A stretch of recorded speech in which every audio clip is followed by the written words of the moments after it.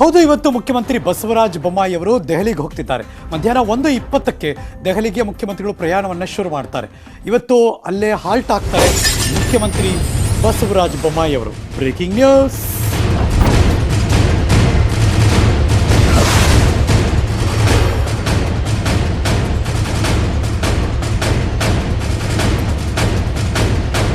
ಒಂದೇ 20 ಫ್ಲೈಟ್ ಬೆಂಗಳೂರಿಂದ ಹೊರಡ್ತಾ ಇದ್ದಾರೆ ಮಾನ್ಯ ಮುಖ್ಯಮಂತ್ರಿ ಬಸವರಾಜ ಬೊಮ್ಮಾಯಿ ಅವರು. 2:20, 3:20, 3:50, 3:45, 4 ಗಂಟೆ ಒಳಗಡೆ ಅವರು ಡೆಲ್ಲಿಲಿ ಇರ್ತಾರೆ. ಇವತ್ತು ಅವರ ಕಾರ್ಯ ಚಟುವಟಿಕೆಗಳು ಅಷ್ಟಾಗಿರಲ್ಲ, ಬಿಕಾಸ್ ಇವತ್ತು ಅಲ್ಲಿ ಹೋಗಿ ಹಾಲ್ಟ್ ಆಗ್ತಾರೆ. ನಾಳೆ ರಾಜ್ಯದ ವಿವಿಧ ಯೋಜನೆಗಳ ಬಗ್ಗೆ ಮುಖ್ಯಮಂತ್ರಿಗಳು ಚರ್ಚೆ ನಡೆಸೋರಿದ್ದಾರೆ. ನೀರಾವರಿ, ಆರ್ಥಿಕ, ಕೃಷಿ, ರಕ್ಷಣಾ ಸಚಿವರನ್ನ ಭೇಟಿ ಮಾಡುವಂಥ ಎಲ್ಲ ಸಾಧ್ಯತೆ ಇದೆ. ಬಹಳ ಮುಖ್ಯವಾಗಿ ಮೇಕೆದಾಟು ವಿಚಾರ ಎರಡು ರಾಜ್ಯಗಳ ನಡುವೆ ಒಂದು ದೊಡ್ಡ ಮಟ್ಟದಲ್ಲಿ ಬೆಳವಣಿಗೆ ಪಡ್ಕೊಂಡಿದೆ. ಮೇಕೆದಾಟು ಸೇರಿ ನೀರಾವರಿ ಯೋಜನೆಗಳ ಬಗ್ಗೆ ಚರ್ಚೆಯನ್ನು ಮಾಡುವ ಎಲ್ಲ ಸಾಧ್ಯತೆ ಇದೆಯಂತೆ.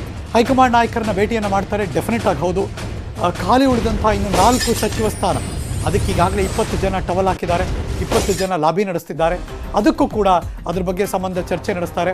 ಇನ್ನು ನಿಗಮ ಮಂಡಳಿ ವೆರಿ ವೆರಿ ಕ್ರೂಷಿಯಲ್. ಯಾರ್ಯಾರು ಮುನಿಸ್ಕೊಂಡಿದ್ದಾರೆ, ಬೇಜಾರು ಮಾಡ್ಕೊಂಡ್ಬಿಟ್ಟಿದ್ದಾರೆ, ಬಂಡೆದ್ದಿದ್ದಾರೆ, ಮುಂದಿನ ಲೋಕಲ್ ಬಾಡಿ ಎಲೆಕ್ಷನ್ ಯಾರಾದರೂ ಆ ಥರ ಸುಳಿವು ಕೊಡ್ತಾ ಇದ್ದಾರೆ, ಇದೆಲ್ಲ ಮೇಂಟೈನ್ ಮಾಡಬೇಕಲ್ಲ. ಸೊ ಹಾಗಾಗಿ ಅದ್ರ ಬಗ್ಗೆ ಏನಾದ್ರು ಬದಲಾವಣೆ ಆಗುತ್ತಾ, ನೇಮಕಾತಿ ಬಗ್ಗೆ, ಇದೆಲ್ಲದ್ರ ಬಗ್ಗೆ ಕೂಡ ಚರ್ಚೆ ನಡೆಸ್ತಾರೆ. ಬಿಜೆಪಿ ರಾಷ್ಟ್ರೀಯ ಅಧ್ಯಕ್ಷ JP ನಡ್ಡಾ ಅವ್ರ ಜೊತೆ ಚರ್ಚೆ ಮಾಡ್ತಾರೆ ಬಸವರಾಜ ಬೊಮ್ಮಾಯಿ ಅವರು. BSV ಟೂರ್ ಬಗ್ಗೆ ಕೂಡ ಚರ್ಚೆ ಆಗಬಹುದು ಅನ್ನೋ ಮಾಹಿತಿ ಇದೆ. ದೆಹಲಿ ಟೂರ್ ಬಗ್ಗೆ ಮುಖ್ಯಮಂತ್ರಿಗಳೇ ಮಾತಾಡಿದ್ರು. ಏನು ಮಾತಾಡಿದ್ರು ಬನ್ನಿ ನೋಡೋಣ. ಕೇಂದ್ರದಲ್ಲಿ ಹೆಲ್ತ್ ಮಿನಿಸ್ಟ್ರು ಮತ್ತು ಫೈನಾನ್ಸ್ ಮಿನಿಸ್ಟ್ರು, ಜಲಶಕ್ತಿ ಮಂತ್ರಿಗಳು ಹಾಗೂ ಡಿಫೆನ್ಸ್ ಮಂತ್ರಿಗಳು ಮತ್ತು ಕೃಷಿ ಮಂತ್ರಿಗಳು ಎಲ್ಲರ ಸಮಯವನ್ನು ಕೇಳಿದ್ದೇನೆ. ಅದಲ್ಲದೆ ನಮ್ಮ ನೀರಾವರಿಯ ಅಂತಾರಾಜ್ಯ ವಿವಾದಗಳ ಎಲ್ಲ ಲೀಗಲ್ ತಂಡದ ಜೊತೆಗೆ ಒಂದು ಸಭೆಯನ್ನು ದಿಲ್ಲಿಯಲ್ಲಿ ಮಾಡ್ತಾ ಇದ್ದೇವೆ. ಅದರಲ್ಲಿ ನಮ್ಮ AG ಅವರು ಇರ್ತಾರೆ ಮತ್ತು ಎಲ್ಲ ಸೀನಿಯರ್ ಲಾಯರ್ಸು, ನಮ್ಮ ಕರ್ನಾಟಕವನ್ನು ಪ್ರತಿನಿಧಿಸುವಂಥ ಎಲ್ಲ ಹಿರಿಯ ವಕೀಲರ ಜೊತೆಗೆ ಚರ್ಚೆ ಮಾಡಿ ಈಗಿರುವಂಥ ಜಲ ವಿವಾದಗಳ ಬಗ್ಗೆ ಯಾವ ರೀತಿ ಮುಂದೆ ಹೋಗಬೇಕು ಅನ್ನುವಂಥ ಮಾಹಿತಿಯನ್ನು ನಾನು ಪಡಿತಾ ಇದ್ದೇನೆ. 25ನೇ ತಾರೀಕು ಸಾಯಂಕಾಲ ಹೋಗಿ 26 ಈ ಎಲ್ಲ ಭೇಟಿ ಮತ್ತು ಸಭೆಗಳನ್ನು ಮಾಡುವಂಥ ಒಂದು ಇಚ್ಛೆ ಇದೆ. ಇದ್ರ ಬಗ್ಗೆ ಮತ್ತಷ್ಟು ಮಾಹಿತಿಯನ್ನು ಕೊಡೋದಕ್ಕೆ ನನ್ನ ಸಹೋದ್ಯೋಗಿ ಪೊಲಿಟಿಕಲ್ ಬ್ಯೂರೋಯಿಂದ ಕೃಷ್ಣ ಲೈವ್ ನೇರ ಸಂಪರ್ಕದಲ್ಲಿ ಜಾಯಿನ್ ಆಗ್ತಿದ್ದಾರೆ. Very good morning Krishna. Of course ಹಲವಾರು ಯೋಜನೆಗಳ ಬಗ್ಗೆ ದೆಹಲಿಗೆ ಹೋಗ್ತಿದ್ದಾರೆ ಮುಖ್ಯಮಂತ್ರಿಗಳು, ಅದನ್ನು ಅವರೇ ಪ್ರಸ್ತಾಪ ಮಾಡ್ತಿದ್ರು. ಅಫಿಷಿಯಲ್ ಆಗಿ ಮತ್ತು ಅನ್ಅಫಿಷಿಯಲ್ ಆಗಿ ಹಲವಾರು ಚರ್ಚೆಗಳಂತೂ ಇದ್ದೇ ಇರುತ್ತೆ. ಎಷ್ಟು ಮಹತ್ವ ಪಡ್ಕೊಳ್ತಾ ಇದೆ ಅವರ ಭೇಟಿ?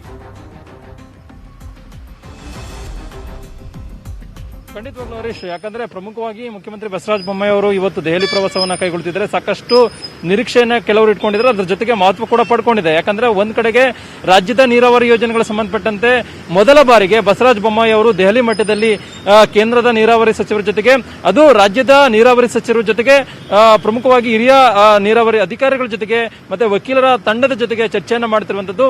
ಎಲ್ಲ ಒಂದ್ ಕಡೆ ಸರ್ಕಾರಕ್ಕೆ ಒಂದ್ ರೀತಿ ದೊಡ್ಡ ಸವಾಲಾಗಿ ಪರಿಣಮಿಸಿರುವಂತದ್ದು ಮೇಕೆದಾಟು ಯೋಜನೆಯನ್ನ ಜಾರಿ ಮಾಡುವಂತದ್ದು.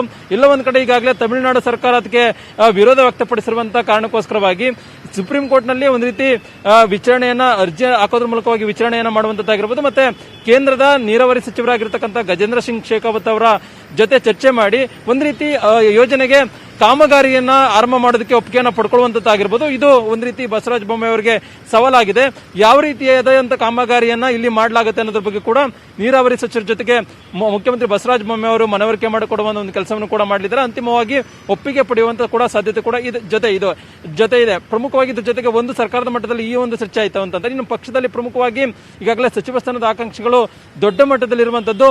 ಎಲ್ಲೋ ಒಂದ್ ಕಡೆ ಮೂಲ ಬಿಜೆಪಿ ಶಾಸಕರು ಕೂಡ ಒಂದ್ ರೀತಿ ಮುಖ್ಯಮಂತ್ರಿ ಬಸವರಾಜ ಬೊಮ್ಮಾಯಿ ಅವರ ಮೇಲೆ ಒತ್ತಡವನ್ನ ಹಾಕ್ತಿದ್ದಾರೆ. ಅಂದ್ರೆ ನೇರವಾಗಿ ಅಲ್ಲದೆ ಇದ್ರು ಕೂಡ ಒಳ್ಳೊಳಗೆ ಮುಖ್ಯಮಂತ್ರಿ ಬಸವರಾಜ ಬೊಮ್ಮಾಯಿ ಅವರನ್ನ ಭೇಟಿ ಮಾಡೋದ್ರ ಮೂಲಕವಾಗಿ ಒತ್ತಡ ಹಾಕುವಂತ ಒಂದು ಕೆಲಸವನ್ನು ಕೂಡ ಮಾಡ್ತಾ ಇದ್ದಾರೆ. ಈಗಾಗಲೇ ಯೋಗೇಶ್ವರ ಆಗಿರ್ಬೋದು ಮತ್ತೆ ಬೇರೆ ಬೇರೆ ಮೂಲ ಬಿಜೆಪಿ ಶಾಸಕರು ಕೂಡ ದೆಹಲಿ ಮಟ್ಟದಲ್ಲೂ ಕೂಡ ಲಾಬಿಯನ್ನ ಮಾಡ್ತಾ ಇದ್ದಾರೆ. ಹೀಗಾಗಿ ಖಾಲಿ ಇರತಕ್ಕಂಥ 4 ಸ್ಥಾನ ಏನಿದೆ, ಆ ಒಂದು 4 ಸ್ಥಾನವನ್ನ ಭರ್ತಿ ಮಾಡುವಂತ ಒಂದು ಕೆಲಸವನ್ನು ಕೂಡ ಬಸವರಾಜ ಬೊಮ್ಮಾಯಿ ಅವರು ಮಾಡುವಂತ ಸಾಧ್ಯತೆ ಇದೆ. ಇವತ್ತು ಪ್ರಮುಖವಾಗಿ ದೆಹಲಿಗೆ ಹೋದಂತಹ ಸಂದರ್ಭದಲ್ಲಿ ಕೇಂದ್ರದ ನೀರಾವರಿ ಸಚಿವರ ಜೊತೆ ಭೇಟಿ ಮಾಡಿದ ನಂತರವಾಗಿ ನಾಳೆ ಬಿಜೆಪಿ ರಾಷ್ಟ್ರೀಯ ಅಧ್ಯಕ್ಷ JP ನಡ್ಡಾ ಅವರನ್ನ ಭೇಟಿ ಮಾಡಿ ಒಂದು ಚರ್ಚೆ ಕೂಡ ಮಾಡಲಿದ್ದಾರೆ.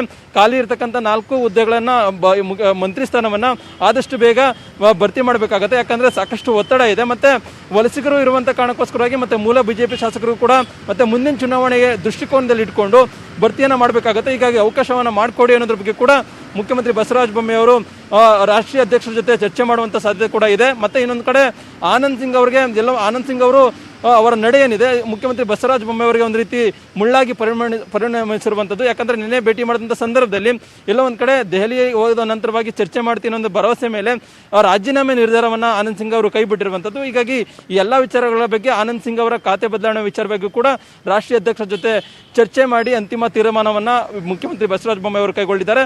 ಒಟ್ಟಾರೆಯಾಗಿ ಬಸವರಾಜ ಬೊಮ್ಮಾಯಿ ಅವರ ದೆಹಲಿ ಪ್ರವಾಸ ಸಾಕಷ್ಟು ಮಹತ್ವ ಪಡ್ಕೊಂಡಿರುವಂಥದ್ದು. ಮತ್ತೆ ಸಚಿವ ಸ್ಥಾನದ ಆಕಾಂಕ್ಷಿಗಳಿಗೂ ಕೂಡ ಒಂದು ರೀತಿ ದೊಡ್ಡ ಮಟ್ಟದಲ್ಲಿ ಆಸೆಯನ್ನು ಕೂಡ ಹುಟ್ಟಿಸಿದೆ. ಜೊತೆಗೆ ರಾಜ್ಯದ ನೀರಾವರಿ ಯೋಜನೆಗಳ ಬಗ್ಗೆ ಕೂಡ ಒಂದು ರೀತಿ ಜನರು ಒಂದು ರೀತಿ ದೊಡ್ಡ ಮಟ್ಟದಲ್ಲಿ ನಿರೀಕ್ಷೆ ಪಡುವಂಥದ್ದು ಕೂಡ ಇದು ಮಹತ್ವ ಪಡ್ಕೊಂಡಿರುವಂಥದ್ದು. Harish, thank you.